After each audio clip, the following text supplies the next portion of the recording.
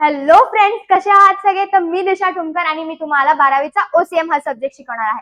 आता ओसीएम म्हणलं की थिअरी आहे, बोरिंग आहे, पण जेव्हा आपण रिअल लाईफ एक्झाम्पल्स घेऊन शिकणार आहोत किंवा चार्ट्स आणि मेमरी टेक्निक्स यूज करून जेव्हा शिकू तेव्हा हे कन्सेप्ट समजायला खूप इझी जातील.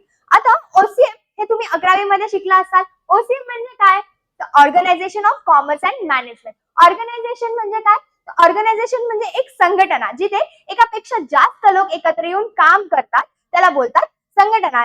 जे की काम करतात एका कॉमन ऑब्जेक्टिव्ह साठी, एका कॉमन गोल साठी, ते म्हणजे ऑर्गनायझेशन. आता कॉमर्स म्हणजे काय? कॉमर्स म्हणजे जो तुम्ही गुड्स आणि सर्व्हिसेस मध्ये जो ट्रेड करता त्याला बोलतात कॉमर्स. मॅनेजमेंट. मॅनेजमेंट म्हणजे काय? तर वर्क तुमचं मॅनेज करणं, अरेंज करणं, प्रॉपर अलॉकेट करून देऊन ते प्रॉपरली काम करताय की नाही यावर नियंत्रण ठेवणं म्हणजेच मॅनेजमेंट. आता आपण बघूया organisation. A group of people working together to achieve common objectives.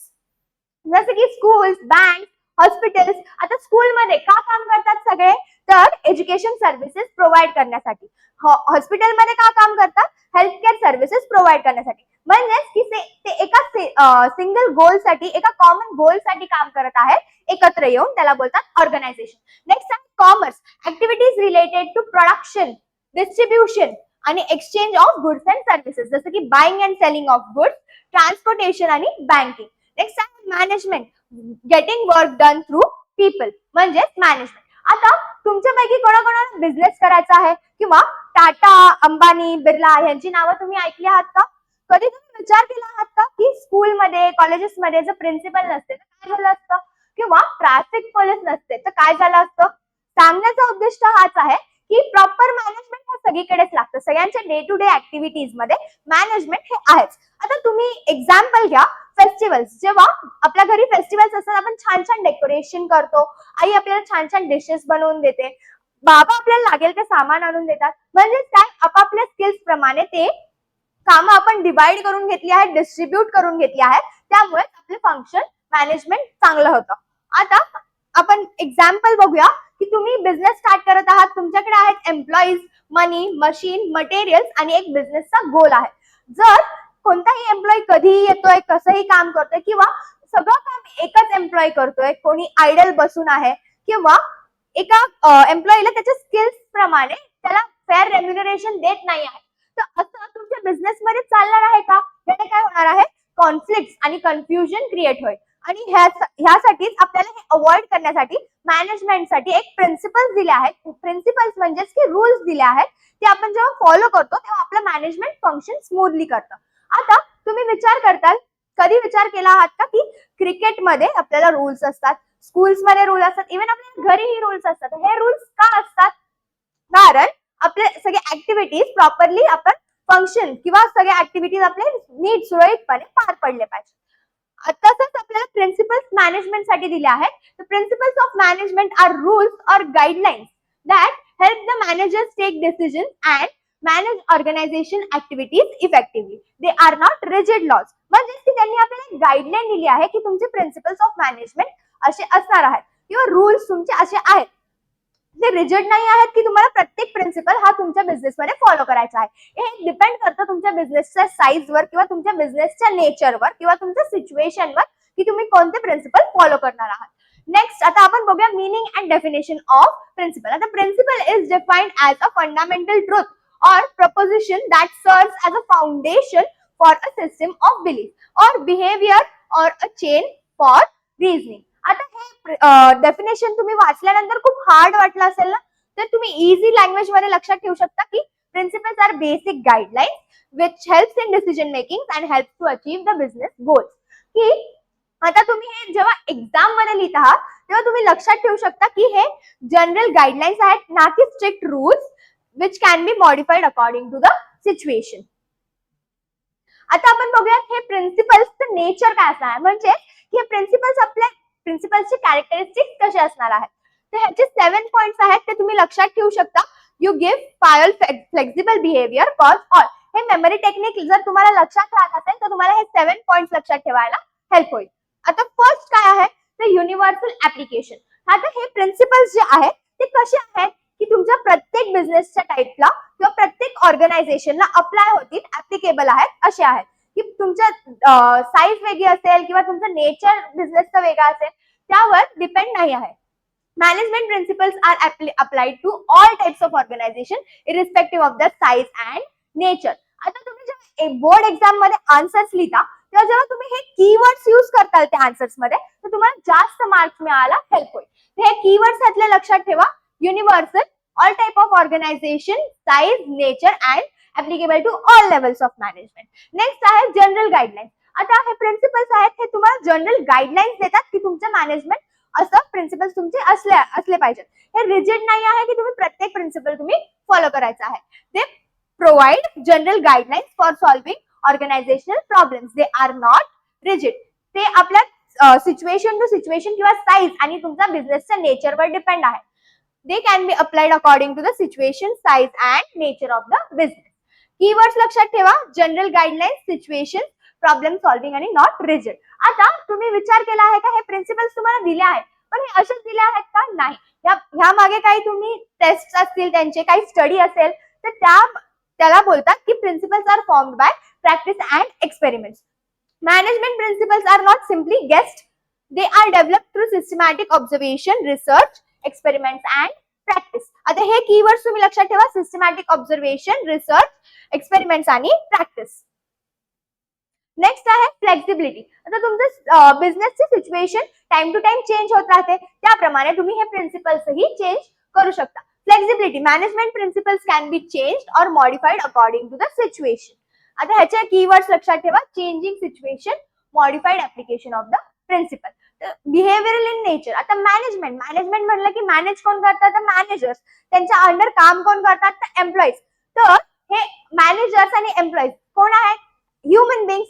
Human बिंग्स म्हणलं की एक दिवस खुश, एक दिवस दुःखी. पण असं बिझनेस मध्ये चालणार आहे का? बिझनेस मध्ये इमोशनल राहून चालत नाही. You have to be practical. तर त्यासाठीच हे आपण मॅनेजमेंट प्रिन्सिपल्स फॉलो करतो आपलं मॅनेजमेंट फंक्शन स्मूथ करण्यासाठी. तर management deals with human beings. Principles influence the behaviour of employees and guide them towards the organisational activities. याचे कीवर्ड्स तुम्ही लक्षात ठेवू शकता, लिहू शकता की ह्युमन बिहेवियर आहे. It is a group activity. They influence employees to achieve the objectives. त्यानंतर कॉज अँड इफेक्ट रिलेशनशिप. आता कोणत्याही तुमच्या बिझनेस मध्ये तुम्ही ऍक्टिव्हिटी करण्याआधी त्याच्या मागे त्याचा इफेक्ट तुमच्या बिझनेसवर काय असेल हे आधी स्टडी करतात किंवा तुम्ही कोणता डिसिजन घेण्याआधी तुमच्या बिझनेसवर त्याचा काय इम्पॅक्ट असणार आहे हे स्टडी करतात. तेच आहे cause and effect relationship. Management principles explain the cause or reason behind a particular action and consequences of various decisions. जसं की एक्झाम्पल, जर तुम्ही वेजेस देत आहात प्लस त्याच्यावर इन्सेंटिव्ह देत आहात, चांगलं काम करण्यासाठी मोटिवेट करत आहात, तर काय होणार आहे? तुमचा एम्प्लॉई प्रोडक्टिव्हली काम करणार आहे आणि you will get the higher output. तर नेक्स्ट एक्झाम्पल बघा. इफेक्टिव्ह ऍडव्हर्टायझिंग जर तुम्ही केली आहे तर तुमचं सेल्स वाढायला हेल्प होणार आहे. म्हणजेच की हा तुमचा रिझल्ट असणार आहे की तुमचे सेल्स वाढणार आहे. जर तुम्ही इफेक्टिव्ह ऍडव्हर्टायझिंग करत आहात तर तुमचा सेल्स वाढणार आहे. तो तुमचा इफेक्ट असणार आहे तुमच्या बिझनेसवर. हे तुम्ही स्टडी करता.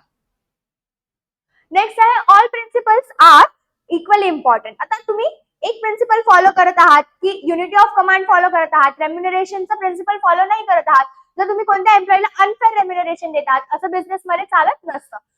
All management principles are important and should be applied simultaneously for achieving organizational objectives. Imagine a company follows division of work but ignores discipline, equity, remuneration. Will everything work perfectly? No. म्हणजे की प्रत्येक principal हा equally important आहे आणि आपल्याला तो simultaneously सगळे important आहेत आणि सगळे फॉलो करायचे आहेत. Equal importance, simultaneously, pre defined goals आणि बॅलन्स्ड ऍप्लिकेशन हे कीवर्ड्स तुम्ही ह्याच्यात लक्षात ठेवू शकता. आता हे झाले नेचर ऑफ प्रिन्सिपल्स. हे आपण क्विक रिव्हिजन करून घेऊया. युनिव्हर्सल ऍप्लिकेशन म्हणजे काय की ते प्रत्येक ऑर्गनायझेशनला all types of organisation irrespective of the size, nature आणि डिपेंड्स ऑन युअर सिच्युएशन ते सगळ्याला ऍप्लिकेबल आहे. जनरल गाईडलाईन्स ते आपल्याला डायरेक्शन देतात की आपले मॅनेजमेंट कसं असलं पाहिजे. प्रॅक्टिस अँड एक्सपेरिमेंट्स की ते टेस्ट किंवा काही रिझल्ट आपल्याला जे येतात त्यावर त्यांनी एक्सपेरिमेंट केले आहेत आणि मग त्यानंतर आपल्याला हे मॅनेजमेंट प्रिन्सिपल्स दिले आहेत. फ्लेक्सिबिलिटी म्हणजे आपल्या चेंजिंग सिच्युएशन प्रमाणे आपण ते चेंज करू शकतो, मॉडिफाय करू शकतो. बिहेवियरल इन नेचर म्हणजे it deals with human behaviour. Cause and effect relationship, त्याचा रिझन आणि त्याचा रिझल्ट काय असणार आहे, त्याचा इम्पॅक्ट काय असणार आहे आपल्या बिझनेसवर, ते आपण स्टडी करतो. आणि equal importance, all principles are of equal importance. हे झाले आपल्या 7 points nature of principles of मॅनेजमेंटचे. आता नेक्स्ट आपण बघणार आहोत सिग्निफिकन्स ऑफ मॅनेजमेंट प्रिन्सिपल्स. आता सिग्निफिकन्स आणि नेचर हे दोन्ही डिफरंट. सिग्निफिकन्स म्हणजे काय, तर हे प्रिन्सिपल्स ऑफ मॅनेजमेंट आपल्याला इम्पॉर्टन्स म्हणजे त्याचा इम्पॉर्टन्स काय आहे आपल्या बिझनेसमध्ये ते आपल्याला सांगतं. आता ह्याची मेमरी टेक्निक तुम्ही ही लक्षात ठेवू शकता. सिग्निफिकन्स म्हणजे काय, तर इम्पॉर्टन्स. आता फर्स्ट आहे provides useful insight to managers, म्हणजे ते आपल्याला गाईडलाईन देतं मॅनेजर्सला की तुम्ही तुमचं मॅनेजमेंट कसं फंक्शन करू शकता. Management principles help managers understand situations and problems and find suitable solutions. ह्याचे कीवर्ड्स लक्षात ठेवा, अंडरस्टँडिंग सिच्युएशन्स, प्रॉब्लेम, त्यावर सोल्युशन, गायडन्स आणि आपल्याला त्याचा वेस्टेज कसा रिड्यूस करू शकतो आपण ते सांगतात. नेक्स्ट आहे helpful in efficient utilisation of resources. आता तुमच्या बिझनेस मध्ये तुम्हाला सगळे रिसोर्सेस आहेत, ह्युमन रिसोर्सेस म्हणा किंवा मग जे मनी किंवा तुमचे मटेरियल्स आहेत, त्याचं वेस्टेज कसं तुम्ही अवॉइड करायचं आणि त्याचं प्रॉपर युटिलायझेशन कसं करायचं आहे, कारण तुमचा बिझनेसचा गोल अचीव्ह करण्यासाठी किंवा तुम्हाला हाय प्रोडक्टिव्हिटी मिळण्यासाठी हे आपल्याला प्रिन्सिपल्स ऑफ मॅनेजमेंट सांगतात. रिसोर्सेस मध्ये काय काय येतं, फिजिकल रिसोर्स मध्ये मटेरियल, मशीन्स, मनी आणि ह्युमन रिसोर्सेस मध्ये मॅनपॉवर. आता हे management principles helps in optimum utilisation and controlling the wastage, म्हणजेच की right resources at right use, आणि हे आपल्याला आपली एफिशियन्सी किंवा आपली प्रोडक्टिव्हिटी गेन करायला हेल्प करतं. नेक्स्ट आहे सायंटिफिक डिसिजन्स. आता आपण नेचर ऑफ प्रिन्सिपल्स मध्ये बघितलं कॉज अँड इफेक्ट रिलेशनशिप, म्हणजेच की जर तुम्ही कोणता डिसिजन घेत आहात त्याचा इम्पॅक्ट तुमच्या बिझनेसवर काय आहे हे आपण आधी स्टडी करतो आणि मग त्याप्रमाणे आपण ते डिसिजन्स घेतो, त्याला बोलतात scientific decisions. Management principles help managers make systematic and balanced decisions. हे ट्रायल अँड एरर नाही आहेत, हे आपण आधी स्टडी करतो की हा डिसिजन आपण हा घेणार आहोत त्याचा इम्पॅक्ट आपल्या बिझनेसवर काय होणार आहे आणि त्याप्रमाणे मग आपण ते डिसिजन्स घेतो. नेक्स्ट आहे अंडरस्टँडिंग सोशल रिस्पॉन्सिबिलिटी. आता तुम्ही काम करत आहात बट तुम्हाला सोसायटीचे नीड्सही समजून घेतलं पाहिजे. तुम्ही जर बिझनेस करत आहात तर तुम्हाला क्वालिटी प्रोडक्ट हे तुम्हाला रिझनेबल प्राइसेस मध्ये द्यायचं आहे. जर तुम्ही हे रिझनेबल प्राइस मध्ये चांगलं प्रोडक्ट जर देत असताल तर तुम्हाला तुमचा बिझनेस ग्रो करायला हेल्प होईल. आणि तुम्ही तुमच्या एम्प्लॉईजला रेम्युनरेशन, फेअर रेम्युनरेशन देत आहात. तुमचं वर्किंग एन्व्हायरमेंट तुम्हाला चांगलं ठेवायला पाहिजे, हेल्थी एन्व्हायरमेंट पाहिजे जिथे काम करायला मोटिवेटेड असेल एम्प्लॉई. तर management principles guides organisation to consider the society, की सोसायटीचे नीड्स आपल्याला लक्षात ठेवून आपल्याला तसं आपलं मॅनेजमेंट फंक्शन करायचं आहे. नेक्स्ट आहे एनकरेजेस रिसर्च अँड डेव्हलपमेंट. आता तुम्ही वर्षानुवर्ष एकच टेक्निक फॉलो करत आहात, तेच करत आहात, असं चालणार आहे का? जसं की आज तुम्ही बघताल एआयचा जमाना आहे, तर तुम्हाला डिपेंडिंग ऑन द सोसायटी की तुम्हाला काय काय चेंजेस आहे, आजकाल मार्केटमध्ये काय चालू आहे, त्याप्रमाणे तुम्हाला रिसर्च आणि तुमचं डेव्हलपमेंट तुम्हाला हे तुमच्या बिझनेसमध्ये नेसेसरी आहे. Business conditions keeps changing, therefore management principle encourage research, innovation आणि इम्प्रूव्हमेंट. तुम्हाला त्याच्याप्रमाणे तुमचं डेव्हलपमेंट केलं पाहिजे, तुमच्या बिझनेसचे सिच्युएशन तुम्ही डेव्हलप केले पाहिजे. Helps to coordinate and control. आता तुमच्या एम्प्लॉईज आणि मॅनेजर मध्ये प्रॉपर कोऑर्डिनेशन पाहिजे आणि तुमच्या मॅनेजरनी प्रॉपर कंट्रोल ठेवून एम्प्लॉईज कडून प्रॉपर काम करून घेतलं पाहिजे. Different department needs to work together. Management principle help managers coordinate activities and control the performance. मॅनेजरनी सगळं कंट्रोल करून ते कोऑर्डिनेट करून प्रॉपरली ते काम करून घेतलं पाहिजे सगळ्या एम्प्लॉईज कडून. नेक्स्ट आहे develops objective approach. Managers learn to identify business opportunities, root causes of the problem आणि appropriate solutions rather than making decisions only on personal feeling. की आपण आपलं ऑब्जेक्टिव्ह काय आहे, गोल आपलं काय आहे बिझनेसचं ते बघायचं आहे आणि त्याप्रमाणे आपण आपलं मॅनेजमेंट फंक्शन करायचं आहे. ऑब्जेक्टिव्ह अप्रोच आहे, रूट कॉज आहे काय आहे ते बघायचं आहे, आपल्याकडे अपॉर्च्युनिटीज काय आहेत आणि त्यावर आपल्याला सोल्युशन काय आहे की आपण आपला बिझनेसचा गोल आपण रीच करणार आहोत. हे झाले आपले सिग्निफिकन्स ऑफ मॅनेजमेंट. तर फर्स्ट होतं इनसाइट, ते आपल्याला गाईडलाईन्स देतात मॅनेजरला. नेक्स्ट आहे रिसोर्सेस, रिसोर्सेसचा ऑप्टिमम यूज कसा होईल ते हेल्प करतं. त्यानंतर आपल्याला सायंटिफिक डिसिजन्स घ्यायला हेल्प करतात. सोशल रिस्पॉन्सिबिलिटी, आपल्याला सोसायटीचे नीड समजून घेऊन त्याप्रमाणे आपल्याला आपला बिझनेस फंक्शन करायचा आहे, त्याप्रमाणे आपले काम आपल्याला करायचे आहे.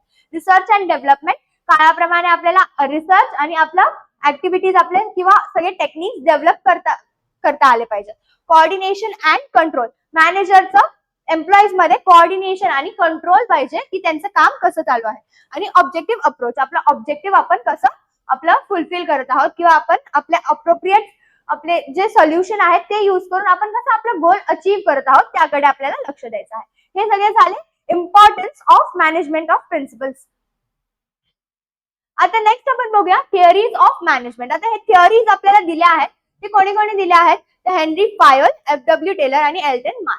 आता मॅनेजमेंट थिअरीज हे काय आहेत, तर रूल्स आहेत. आता फर्स्ट आपल्याला दिल्या आहेत हेनरी फायल यांनी. Henry file he is a French mining engineer आणि ह्यांनी आपल्याला 14 प्रिन्सिपल्स ऑफ मॅनेजमेंट दिल्या आहेत. He is also non as father of modern management. आता हे 14 प्रिन्सिपल्स काय आहेत हे लक्षात ठेवण्यासाठी तुम्ही ही स्टोरी लक्षात ठेवू शकता.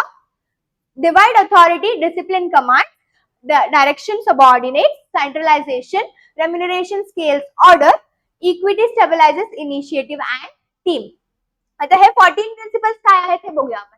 डिव्हिजन ऑफ वर्क, आता जसं की आपण पाहिलं की प्रत्येकाला आपापला वर्क डिवाइड करून दिला आहे स्किल्स प्रमाणे. जसं की फेस्टिवल्सला आपण घरीही आपल्या सगळ्यांमध्ये आपापसात कामं डिवाइड करून देतो. जर हे एकालाच दिलं तर काय होणार आहे की आपलं हे काम टाइम टू टाइमवर कम्प्लीट नाही होणार आहे किंवा जे ज्याच्या त्याच्या स्किल्स प्रमाणे जर ते नाही दिलं आहे तर ते काम प्रॉपरली होणार नाही आहे. म्हणूनच हेनरी फायल यांनी आपल्याला प्रिन्सिपल दिला आहे डिव्हिजन ऑफ वर्क, की आपल्या स्किल्स प्रमाणे आपण हे वर्क डिवाइड करून घेत आहोत.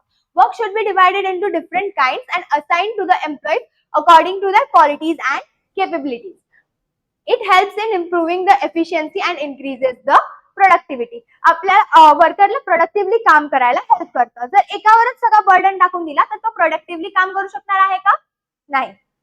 म्हणजे कीवर्ड्स लक्षात ठेवा. Division of work, different kinds, qualities and capabilities, efficiency, expertise आणि प्रोडक्टिव्हिटी. नेक्स्ट आहे अथॉरिटी अँड रिस्पॉन्सिबिलिटी. आता authority always comes with the responsibility. जर तुम्हाला अथॉरिटी दिली आहे म्हणजे जर तुम्हाला पॉवर दिली आहे की तुम्ही हे काम करून घ्यायचं आहे तर ही रिस्पॉन्सिबिलिटी ही तुम्हाला दिली आहे की तुम्ही ह्या डेडलाईन मध्ये हे काम तुमचं कम्प्लीट झालं पाहिजे. तर अथॉरिटी म्हणजे काय, right to take decisions. Authority always be accompanied by responsibility. म्हणजे अथॉरिटी सोबत तुम्हाला रिस्पॉन्सिबिलिटी ही दिली जाते की तुम्ही हे काम कर.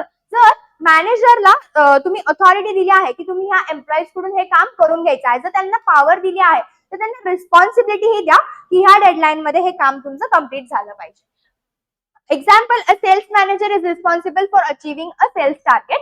ही should have appropriate authority to make necessary decision. ह्याचे कीवर्ड्स लक्षात ठेवा. Authority, right to take decision, responsibility, managerial decisions आणि आपले गोल्स अचीव्ह होतात.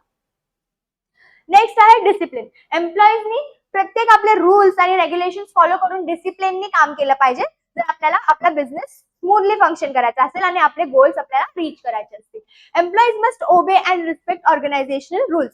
Employees must follow working hours, organizational rules, instructions and proper conduct. Keywords याचे लक्षात ठेवा. Obey, respect rules, organization, effective leadership. Next आहे युनिटी ऑफ कमांड. आता एका एम्प्लॉईला एकापेक्षा जास्त लोक जर त्याला ऑर्डर्स देत असतील तर तो कन्फ्युज होऊन जाईल ना की मी नक्की फॉलो कोणाचं करू. जसं की तुम्ही एक्झाम्पल घ्या, 3 तुमचे टीचर आहेत, अकाउंटचे टीचर आहेत, ओसीएमचे टीचर आहेत आणि एक तुमचा क्लास टीचर आहे. जर एक टीचर सांगतात की तुम्हाला हे असाइनमेंट्स मंडेला सबमिट करायचे आहेत, एक सांगतात ट्यूजडेला करायचं आहे, एक सांगतात आज करायची आहे, तर तुम्ही कन्फ्युज व्हाल ना की नक्की ऐकायचं कोणाचं. तसंच असतं बिझनेस मध्ये पण. तर ह्यासाठीच आपल्याला हा प्रिन्सिपल दिला आहे unity of command. Each member should receive orders from only one superior. It helps in avoiding conflicts and confusion. Orders from more than one superior may confuse the subordinates. आता ह्याचे keywords तुम्ही लक्षात ठेवा. One superior, orders, avoid confusion, conflicts, disputes and immediate superior. म्हणजे एका एम्प्लॉईला फक्त एकच Superior command देणार आहे, ऑर्डर देणार आहे. नेक्स्ट आहे युनिटी ऑफ डायरेक्शन. आता जर एक टीम काम करत आहे, एक ग्रुप काम करत आहे तर एक त्याच्यासाठी एक लीडर असेल आणि एक प्लॅन असेल की आपण ह्या डायरेक्शन मध्ये असं काम करणार आहे. There should be one head one plan for each group having the same objective. म्हणजेच काय की प्रत्येक ग्रुपला एक लीडर पाहिजे आणि त्यांनी एक सिंगल प्लॅन फॉलो केला पाहिजे.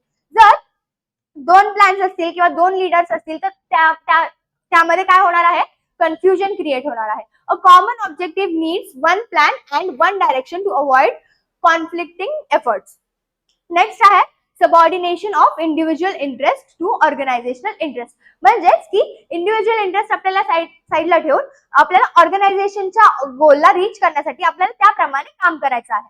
Organisation interest should be given greater importance than individual interest. म्हणजे मॅनेजरनी एक ग्रुपचा डिसिजन कन्सिडर केला पाहिजे, ना की कोणी इंडिव्हिज्युअलचा काही डिसिजन घेतला पाहिजे.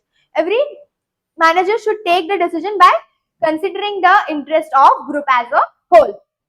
Individual interest should have less importance than the organizational interest. Next आहे centralization. आता centralization म्हणजे काय, तर ते पॉवर्स आणि ऑथॉरिटीज कोणी एकाच्या हातात दिलेल्या आहेत. तर हे पॉसिबल आहे फक्त स्मॉल किंवा मिड साइज ऑर्गनायझेशन जे छोट्या लेवलवर काम करत आहेत. पण तुम्ही बघताय डीमार्टचे स्टोर्स प्रत्येक सिटीमध्ये बरेच स्टोर्स आहेत, तर ह्या केसमध्ये सेंट्रलायझेशन चालणार आहे का, नाही. फक्त एकाच्याच हातात पॉवर किंवा अथॉरिटीज देऊन चालणार आहे का, नाही. तर लार्ज स्केल ऑर्गनायझेशन्स मध्ये हे डिसेंट्रलायझेशनचा कन्सेप्ट यूज होते. Centralization refers to concentration of powers and authorities. This principle applies more to small and mid-sized organization. Large size organization मध्ये काय, authority may be distributed among different levels. So Fayol emphasizes a proper balance between centralization and decentralization. म्हणजेच लक्षात ठेवा, सेंट्रलायझेशन हे small आणि mid size firm मध्ये होतात, organisation मध्ये होतात, आणि लार्ज स्केल साठी आपण डिसेंट्रलायझेशन फॉलो करतो. नेक्स्ट आहे रेम्युनरेशन. आता रेम्युनरेशन हे प्रत्येकाला आपापल्या स्किल्स प्रमाणे प्रॉपर रेम्युनरेशन तुम्हाला द्यायचं आहे एम्प्लॉईजला. Employees should receive appropriate and fair remuneration. Fair remuneration affects the productivity and efficiency level of the employee. म्हणजेच काय की त्यांना जर तुम्ही रेम्युनरेशन देतात किंवा त्यांना इन्सेंटिव्ह देतात तर ते मोटिवेटेड राहतील चांगला आणि प्रोडक्टिव्ह काम करण्यासाठी. Remuneration should be decided considering the employees expertise and skills. त्यांच्या स्किल्स प्रमाणे, त्यांच्या एक्सपर्टीज प्रमाणे तुम्हाला त्यांना रेम्युनरेशन द्यायचं आहे. Fair remuneration help satisfaction, retention, efficiency and productivity. Next scalar chain. आता स्केलर चेन म्हणजे काय, तर तुम्हाला एक अथॉरिटी आहे की तुमचं कम्युनिकेशन कसं फ्लो होतं. जसं की ए बी सी डी आणि ई. तुमचं कम्युनिकेशन जर डी बी ला सांगतोय, बी ए ला सांगतोय, ए सी ला आणि मग ई ला, तर हे असं तुमचं कम्युनिकेशन फॉलो करतो. पण काही इमर्जन्सीच्या केसेसमध्ये जर तुम्हाला डी आणि ई हे डायरेक्ट कम्युनिकेट करत असतील विथ प्रॉपर परमिशन, तर त्याला बोलतात गँग प्लॅंक. गँग प्लॅंक म्हणजेच काय, तर प्रॉपर परमिशन सोबत तुम्ही हे डायरेक्ट कम्युनिकेशन करू शकता. तर scalar chain means hierarchy of authority from top level to lower level for communication. आणि गँग प्लॅंक म्हणजे की long communication takes too much time. In case of emergency to avoid delay, direct communication may be used. This is called as gangplank. आणि proper permission of authority is necessary. म्हणजे तुम्ही proper permission घेऊन हे तुम्ही direct communication करू शकता इमर्जन्सीच्या cases मध्ये. तर स्केलर चेन म्हणजे काय, कम्युनिकेशन हायरार्की, आणि गँगप्लॅंक म्हणजेच काय, डायरेक्ट कम्युनिकेशन इन स्पेशल और इमर्जन्सी केसेस. नेक्स्ट आहे ऑर्डर. आता ऑर्डर म्हणजे काय, तुम्ही प्रत्येक राईट टाइमला राईट पर्सन कडून काम करून घेणं. Place for everything and everything in its place. Human resources and material should be at right place and at right time. ह्याचा कीवर्ड लक्षात ठेवा, right place, right time, human resources, materials आणि proper utilisation. आपण रिसोर्सेसचे proper utilisation आपल्या right टाइमला सगळे use करून घेतले पाहिजे, आपल्याला वेस्टेज अवॉइड केला पाहिजे. नेक्स्ट लक्षात ठेवा इक्विटी. आता इक्विटी म्हणजे काय, तर तुम्हाला मॅनेजर्सला प्रत्येक एम्प्लॉईजला इक्वली ट्रीट करायचं आहे आणि त्यांना त्यांच्या स्किल्स प्रमाणे किंवा त्यांच्या एक्सपर्टीज प्रमाणे तुम्ही त्यांना रेम्युनरेशन किंवा त्यांना त्यांचं परफॉर्मन्स प्रमाणे तुम्हाला त्यांना ट्रीट करायचं आहे. Management should be fair and friendly towards all the subordinates. There should not be any discrimination. Decisions should be made on merit, skills and experiments. आता ह्याचे कीवर्ड्स लक्षात ठेवा, fair, friendly, no discrimination, same level and avoid conflicts. Next आहे stability of tenure. जर तुम्ही त्यांना job security देत आहात तर ते मोटिवेटेड राहतील आणि लॉयल्टीने काम करतील तुमच्या बिझनेससाठी आणि ते तुमचं त्यांनी काय होणार आहे, त्यांची प्रोडक्टिव्हिटी वाढणार आहे, त्यांचं मोटिवेशन राहणार आहे तुमच्या इथे काम करण्यासाठी. Next, employee should have stability of tenure or job security. Job insecurity reduces the efficiency and performance of the employees. Initiative, आता जर एम्प्लॉई काम करतोय तर तुम्ही सांगेल तेवढंच काम करतोय, जसं की डॉंकी वर्क करतोय फक्त, तर त्यांनी काय होणार आहे, ते मोटिवेशन नाही राहणार आहे त्यांना काम करण्याचं. तुम्ही त्यांना सांगा की तुम्ही नवीन नवीन आयडियाज घेऊन या, त्यावर तुम्ही इंडिपेंडेंटली काम करा. याने काय होणार आहे, ते नवीन क्रिएटिव्ह आयडियाज घेऊन येतील, मोटिवेशननी काम करतील. याने काय होणार आहे, त्यांची प्रोडक्टिव्हिटी वाढेल, तुमचा बिझनेसचा गोल अचीव व्हायला तुम्हाला हेल्प मिळेल. Initiative brings new ideas and working on it. It encourages employees to think creatively and work independently. Freedom to think, work on new ideas encourages innovation and creates a healthy organizational culture. ह्याचे keywords लक्षात ठेवा. Innovative way, freedom to think, new ideas, healthy organizational culture. Next आहे aspirate de corps. म्हणजे काय, ते team work. तुम्हाला as a union is strength हे लक्षात ठेवून तुम्हाला एकत्र सगळ्यांचं कोऑर्डिनेशन आणि सगळ्यांमध्ये तुम्हाला म्युच्युअल ट्रस्ट आणि सगळ्यांनी एकत्र मिळून काम करायचं आहे. कन्फ्युजन आणि कॉन्फ्लिक्ट अवॉइड करायचे आहेत. Esprit de corps means union is strength किंवा team work. A leader or manager should build a team spirit to achieve the organisational goals. याचे कीवर्ड्स लक्षात ठेवा. Team work, union is strength, mutual trust, understanding and organisational goals. सगळ्यांनी एकत्र मिळून काम केलं तर तुम्हाला प्रोडक्टिव्हली आणि तुमचा बिझनेसचा गोल अचीव करायला तुम्हाला हेल्प मिळेल. हे सगळे झाले आपले 14 प्रिन्सिपल्स ऑफ हेनरी फायर. आता हे आपण रिवाइज करूया. फर्स्ट आहे डिव्हिजन ऑफ वर्क, की तुम्हाला आपल्या आपल्या स्किल्स प्रमाणे, आपल्या आपल्या एक्सपर्टीज प्रमाणे हे काम डिवाइड करून घ्यायचे आहे. नेक्स्ट आहे ऑथॉरिटी अँड रिस्पॉन्सिबिलिटी. म्हणजे जर तुम्ही त्यांना ऑथॉरिटी देत आहात तर त्यांना रिस्पॉन्सिबिलिटी ही द्या की ते काम तुम्हाला ह्या डेडलाईन मध्ये करून घ्यायचं आहे. डिसिप्लिन म्हणजेच की सगळ्यांनी ऑर्गनायझेशनचे रूल्स फॉलो करायचे आहेत. नेक्स्ट आहे युनिटी ऑफ कमांड, म्हणजेच one boss. Unity of direction म्हणजे one leader one plan. Next आहे सबऑर्डिनेशन ऑफ इंडिव्हिज्युअल इंटरेस्ट. ऑर्गनायझेशनचा इंटरेस्ट आपल्याला फर्स्ट आहे. नेक्स्ट आहे सेंट्रलायझेशन, म्हणजेच काय की पॉवर्स आणि ऑथॉरिटीज कोणा एकाच्या हातात आपण दिलेले आहेत. हे पॉसिबल आहे फक्त स्मॉल आणि मिड साइज ऑर्गनायझेशन मध्ये. नेक्स्ट आहे रेम्युनरेशन. आपल्याला फेअर रेम्युनरेशन त्यांच्या स्किल्स प्रमाणे, त्यांच्या परफॉर्मन्स प्रमाणे आपल्याला त्यांना फेअर रेम्युनरेशन द्यायचं आहे. स्केलर चेन म्हणजेच काय तर हेरार्की, जे आपलं कम्युनिकेशन फ्लो होतं. ऑर्डर म्हणजेच राईट प्लेस राईट टाइम, सगळे रिसोर्सेस आपल्याला राईट टाइमला यूज करायचे आहेत. To avoid wastage. Equity, fair treatment, आपल्याला सगळ्या एम्प्लॉईजला इक्वली ट्रीट करायचं आहे.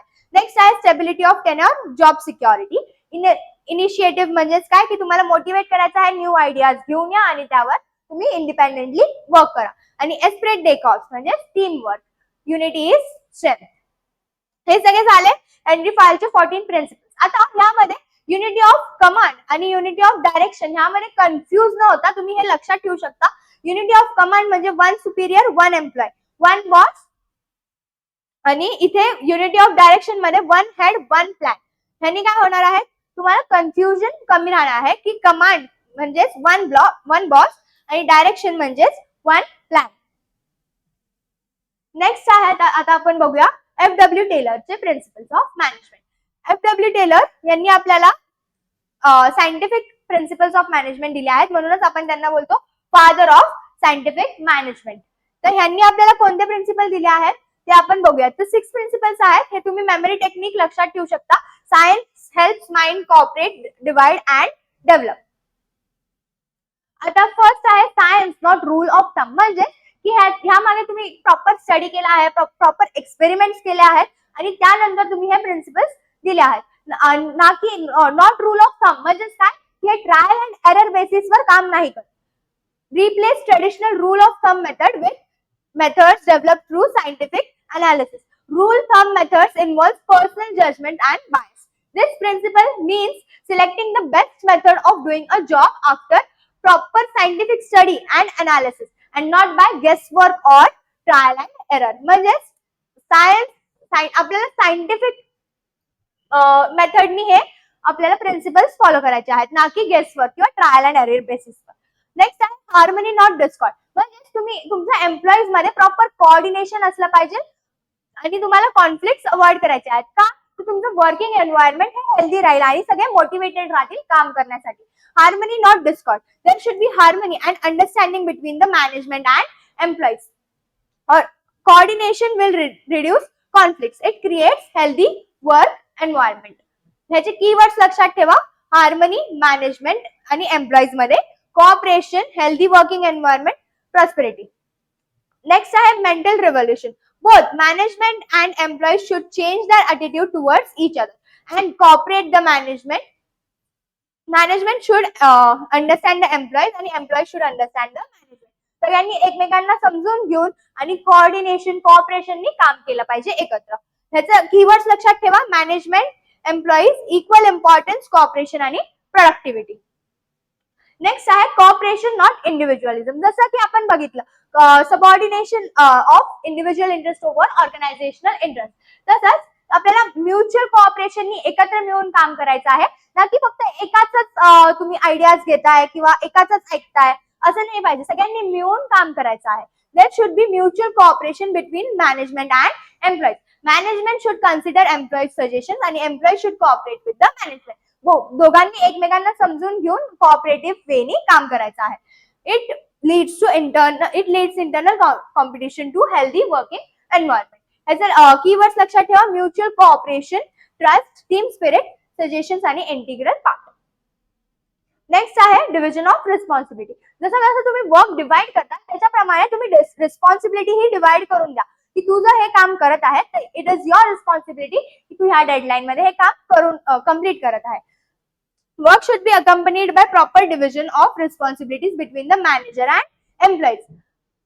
It increases the performance of managers as well as employees. Managers should guide and encourage and help the employees. Managers ni employees ला मदत केली पाहिजे, गाईड केलं पाहिजे त्यांना त्यांचे काम करून घेण्यासाठी आणि तुमचे बिझनेसचे गोल्स अचीव करण्यासाठी.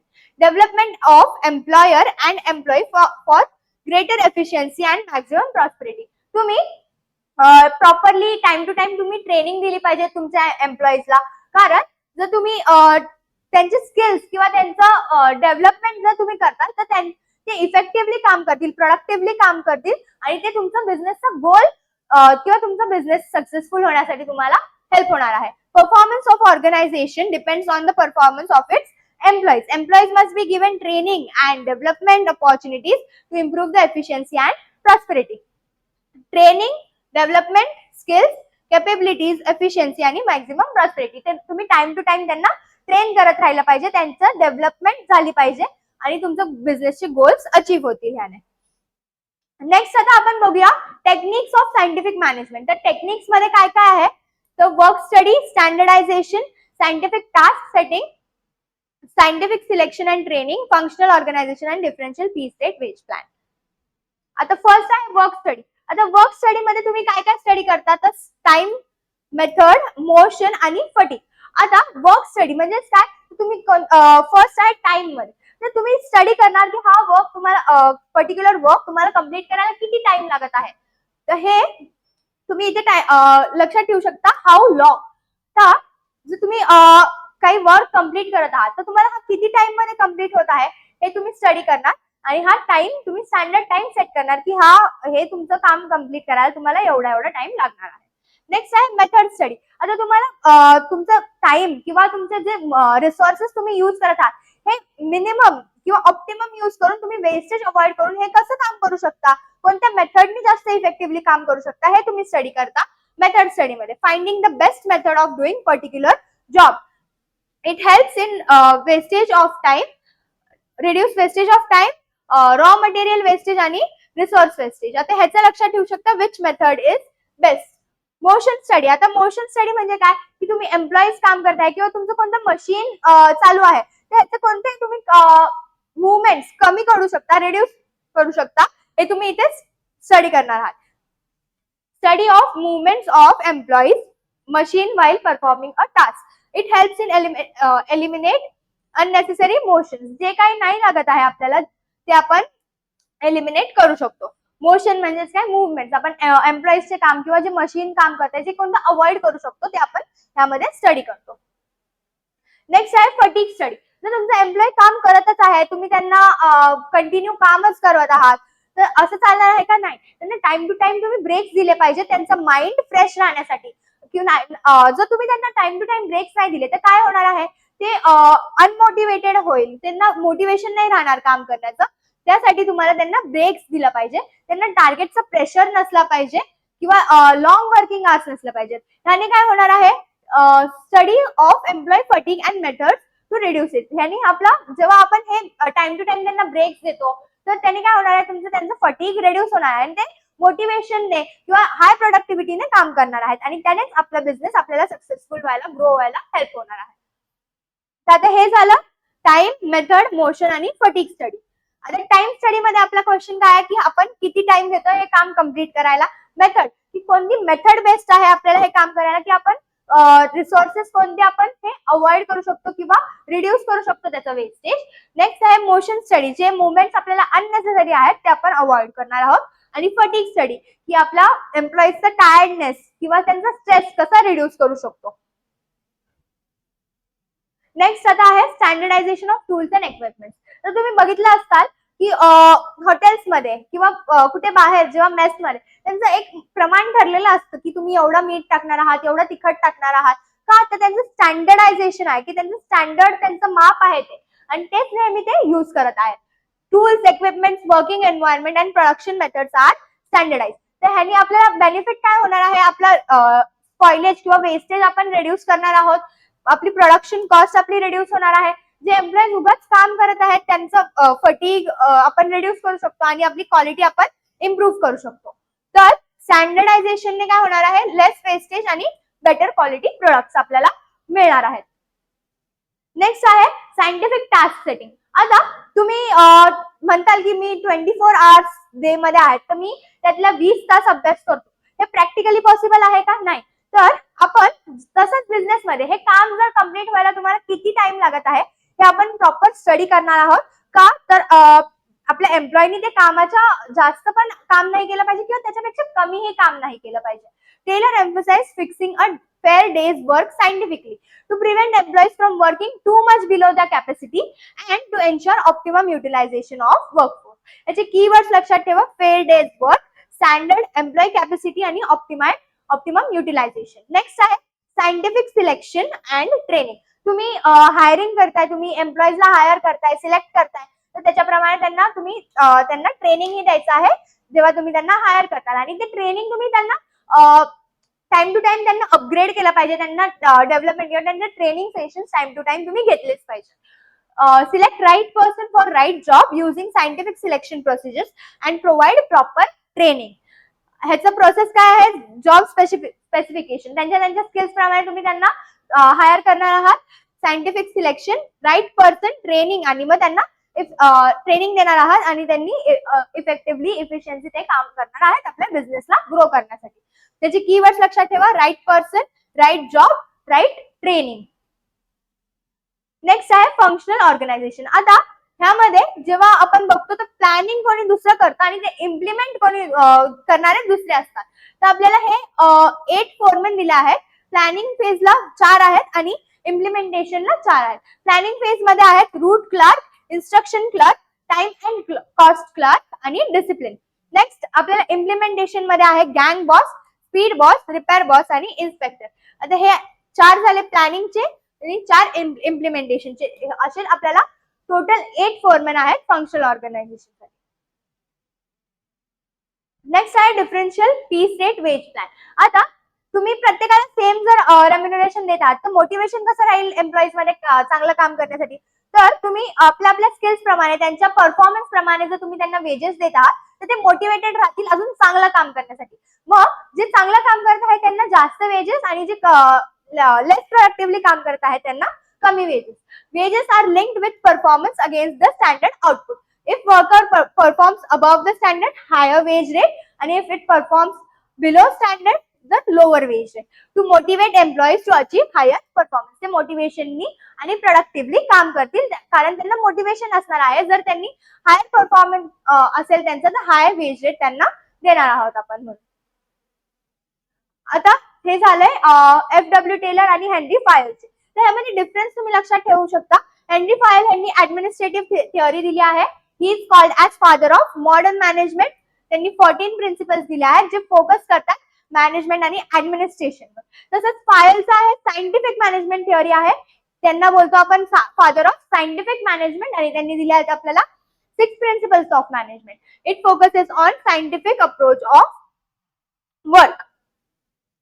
आता तुम्ही जेव्हा एक्झाम मध्ये आन्सर लिहिता तर तुम्ही लक्षात ठेवा की तुम्ही जर स्टार्ट करत आहात इंट्रोडक्शन किंवा डेफिनेशन, त्यानंतर तुमचा एक्सप्लेनेशनचा पार्ट जिथे तुम्हाला एक्झाम्पल्स जिथे नीड वाटते तिथे तुम्ही एक्झाम्पल्स देऊ शकता, आणि तुम्ही कीवर्ड जास्त यूज करू शकता किंवा लक्षात ठेवू शकता. तुम्ही मेमोराइज करतानाही लक्षात ठेवा, जर तुम्ही मेमोराइज करत आहात कोणता आन्सर तर ते कीवर्ड्स लक्षात ठेवून ते बुक बंद करायची आणि ते रिकॉल करायचे की तुम्ही कीवर्ड्स कोणते लक्षात ठेवले आणि त्याप्रमाणे तुम्ही ते सेंटेन्स फॉर्म करून द्या. तर हे ही मेथड जर तुम्ही फॉलो करता ना तर तुम्हाला आन्सर मेमोराइज करायला इझी जाईल. तर तुम्ही हे लक्षात ठेवा, फर्स्ट तुमचा पार्ट आला पाहिजे इंट्रोडक्शन, त्यानंतर तुमचे मेन पॉइंट्स येतील जे असतील ते त्याचं एक्सप्लेनेशन, आणि जर जिथे नेसेसरी आहे तिथे एक्झाम्पल्स तुम्ही लिहू शकता, आणि मग कन्क्लुजन इफ रिक्वायर्ड, आणि हे तुम्ही कीवर्ड्स मेन त्यातले अंडरलाईन करू शकता. आता आपण एक फक्त क्विक रिव्हिजन करूयात की आज आपण काय काय शिकलो. आज आपण शिकलो फर्स्ट तर प्रिन्सिपल्स ऑफ मॅनेजमेंट काय आहेत, तर त्याचं नेचर काय आहे, त्याचं इम्पॉर्टन्स म्हणजे त्याचं सिग्निफिकन्स काय आहे. त्यानंतर आपण हेनरी फायलचे 14 प्रिन्सिपल्स, FW टेलरचे 6 प्रिन्सिपल्स, टेक्निक्स पाहिल्या स्टडीच्या, आणि आता आपण इथे एक हे क्विक रिव्हिजन बघूया की काय काय आहे. One employee receives order from 2 managers, तर विच प्रिन्सिपल इट व्हायोलेट्स, कोणता प्रिन्सिपल ते व्हायोलेट करत आहे, तर एक एम्प्लॉईला 2 मॅनेजर्स कडून ऑर्डर्स देत आहेत. तर कोणता आहे हे principle? Unity of command. One head one plan refers to unity of direction. Next आहे a place for everything and everything in its place, principle of order. Next आहे principle which principle means union is strength, esprit de corps. Which Taylor technique studies employee movement motion study. Which technique determines standard time study. तर असंच तुम्ही revision करत राहा आणि हे keywords लक्षात ठेवून तुम्ही हे आन्सर्स लक्षात ठेवू शकता. आपण भेटूया नेक्स्ट व्हिडिओ मध्ये नेक्स्ट चॅप्टर साठी. Thank you very much.